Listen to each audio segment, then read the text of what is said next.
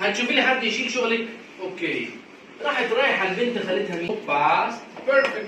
يلا اي حاجه تم يا جماعه. اي حاجه؟ محتاج مين؟ هاف ويل بي بي.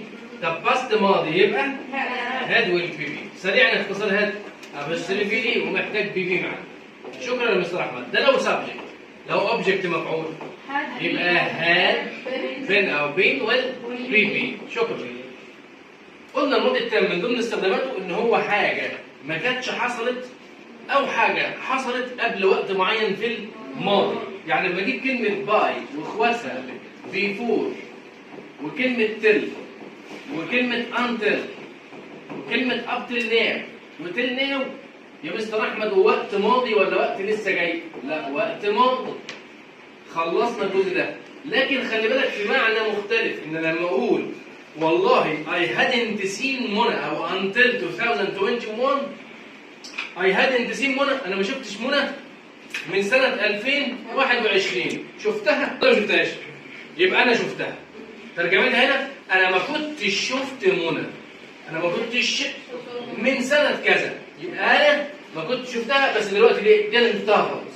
عكس المضارع التام لما قلت I haven't seen منى since 2021، انا ما شفتش منى من 2021 ولحد الان انت ما شفتهاش.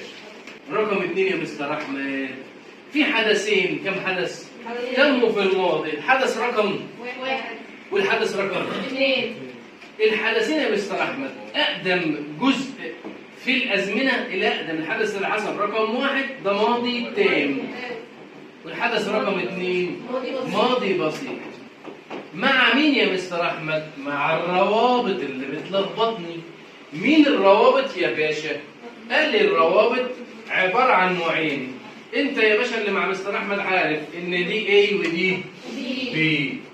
مجموعه الاي ده حرف الاي بيجي بعديه رقم 1 ولا 2؟ 1. والبي هيجي بعديه رقم 2. ما تنساش ان لازم تلاقي سبجكت، عشان لو ما لقيتش سبجكت بعد افتر واخواتها احط اي ان. ده مع افتر بس.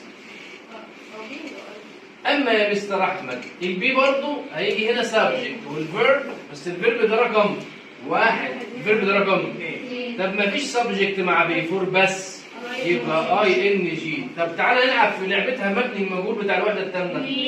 بينج والبي بي صح، وبالتالي برضو الناحيه الثانيه بعد الاي ان جي بينج والبي بي. ممتاز. طب يا مستر احمد جاب لي افتر اي ان جي